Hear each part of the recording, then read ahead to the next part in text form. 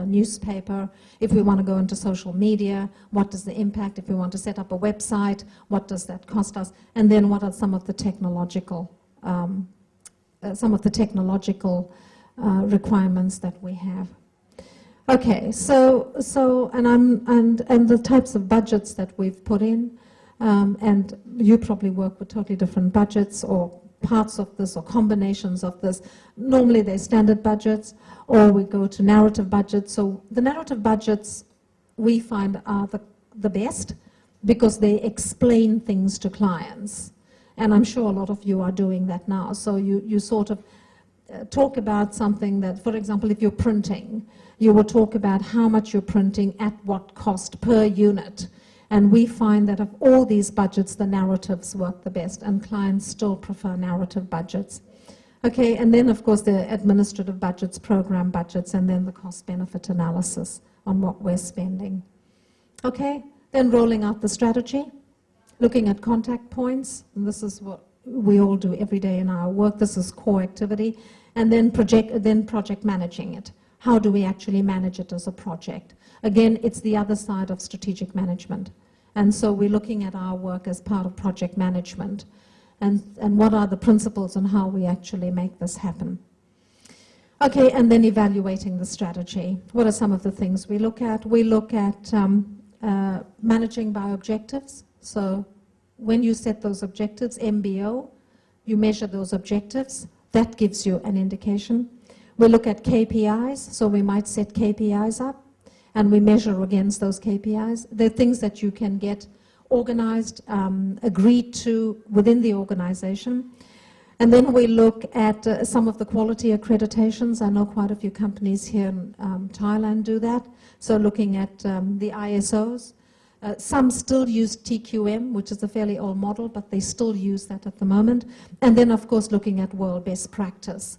I think you're really fortunate that you have the internet. So it would be one of the ways to look at world best practice if you're working on something. So, for example, if you have an account of the Thai Defense Force, it's prudent for you to have a look and see what other countries do. So, for example, some of the European countries, or the Americas, or Australia, or Singapore, or whoever you think has best practice. So you have that as an evaluation strategy as well. So at the end of the day, what does that structure do? It integrates the different components of marketing communication. So advertising is not doing something different from public relations, and that it brings it all together, and there are definitely cost savings. It's definitely something to put to your client, and if you do the costings on it, you will find that integrating it gives you a better outcome, and is far more cost efficient. Okay, it considers main aspects of a strategy. It's clear, uncluttered, and it's methodical. That's what this structure gives you.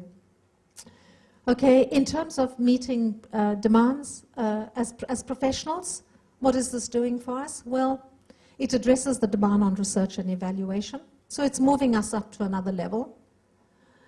It's giving us tangible results. It can give us results so we can say this was our contribution. You know, in organizations, if other areas in the organization asks for money, so if the sales department asks for for a larger budget, the question they get asked is, well, if we give you more money, what are you going to do? And they'll say, well, we can increase sale by X%. Or if the production people say, well, you know, we need a bigger budget to buy more equipment, the question is, well, if we give you this money, what are you going to do? And they would say, well, you know, we'll be able to produce extra number of units. But in communication, that's really difficult. So if you say to your client, this is the budget, and the client says, what are you going to do for that? What are you going to say? You can't say, I'm going to make extra number of units, or I'll increase your sales by a certain amount, or your market share. So the metrics in putting something like this together to give tangible results is in this particular structure. And then, of course, the return on investment, looking at accountability and transparency and the metrics for evaluation. Okay, and of course, one of the other benefits of this particular structure, it can be used for internal communication and external. So it has application both ways. All right, so very quickly, Barack Obama. You would have tracked his case, you know how successful he was, and you know how out-of-the-box thinking, how lateral thinking brought him to the success that he had in his election. It was exactly what we've talked about in the situation analysis. Where's the gap? On a gap analysis, he would have known that there was a very large group, target group, that was being totally ignored. It's in the literature all the way. Quite often we're looking at who can we target, who has the money, who is middle class. But you've got quite a few people saying, well, what about the ones below middle class? Why aren't we looking at them as a market? Why aren't we talking to them? Why do we segment only at a particular demographic point where people have money? That's what Barack Obama did. He had a look, not to talk to the converted, not to talk to people that knew about the election, that knew which way they wanted to vote, where he was trying to convert swing votes. But he went for another group using a totally different media style that nobody else had used before, using social media. And you saw the success he had. So what did we learn from his case? In deconstructing what he did, we found that what he did was he used all available social media. So he got to another target group, totally different target group, and digital technology as well as traditional marketing communication to achieve his success. So he integrated it. It was just what we were talking about. He integrated at different contact points. So he didn't leave any out, but he put his emphasis where he found that there was a possibility of getting his vote. So he integrated above the line media, so things like television, newspaper, radio, then below the line, looking at all the other types of conferences, road shows, talk shows, all the other things that he did. And then, of course, the internet, which was his main area, and using social media. Okay? We found that the literature says it was an unprecedented use of social media. I'm sure some of you have already gone into the case. You've probably Googled it, had a look at what people are saying, but it's an exceptional case to look at if you want to use social media. And then, of course, it was the recruitment of a younger target group. Okay, so the objective for us was, we said that Obama was an example of what we call a challenger brand. He was new. He had much going against him. So he was a challenger brand. So if you're not looking at if you're not working with the top brands, then the principles that you should be looking at are the principles that we use to communicate about challenger brands. And this brand was a challenger brand. Okay, it's not radically different, but it was strategically done, very importantly done. In the situation analysis, they would have ended up with the gap analysis. Okay, but the use of the word change as a central pillar of positioning allowed the brand Obama to virtually own the category, and that's what happened.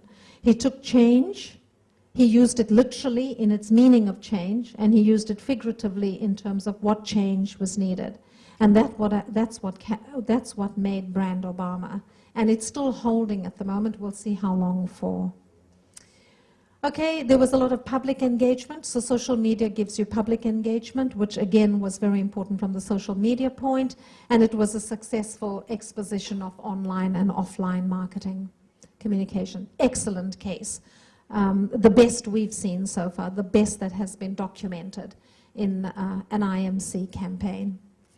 Okay, I just thought I want to put this on if you're interested, for those of you that are interested in learning how to set systems in the organization through your accounting systems, through your financial systems, to work on a formula like lifetime values, brand loyalty, customer values, web metrics, so that your web presence can be measured. There is a book called Marketing Metrics 50+. It's excellent. It has a it has metrics on profits, it has metrics on return on investments, and they're pretty simple metrics, and they can be set into the accounting system of the organization. And so every time this information's run, you can get all the information on your top customers, what are they doing, what are the brands doing, and I'm sure a lot of you get that if you're working in organizations that are open to these sorts of things. But this particular text is excellent for our profession. It will show you quite a few things that you can put into the system. Okay, thank you. That's my lot. Wow, excellent, my professor. เราปรบมือให้เราวีน่าก่อนดีไหมคะ Well, actually, you gave the lecture for this subject was for 3 months, right? Yes. So now just 1 hour. Excellent. สูดลมหายใจลึกๆนะคะทั้งหมดเป็นเรื่องของการวางแผนกลยุทธ์ของการสื่อสารการตลาดนะคะเป็น9สเต็ปด้วยกันเดี๋ยวในตอนท้ายขออนุญาตสรุปนะคะในช่วงนี้เนี่ยมีคำถามพิเศษอะไรกับราวีน่าบ้างไหมคะเดี๋ยวในช่วงท้ายครึ่งชั่วโมงตอนท้ายนี่จะพูดถึง9สเต็ปนี้อีกครั้งหนึ่งนะคะในภาคภาษาไทยนะคะถ้าใครสนใจมากกว่านี้ขออนุญาตแอบกระซิบว่าราวีน่าเป็นอาจารย์สอนอยู่ที่ DPU International College นะคะแล้วก็นี่เป็นหนึ่งในวิชาที่ราวีน่าสอนทั้งที่ University of Canberra แล้วก็สอนที่นี่ด้วยนะคะแล้วก็เป็นวิชาที่สนุกมากเวลาเรียนกับราวีน่านะคะ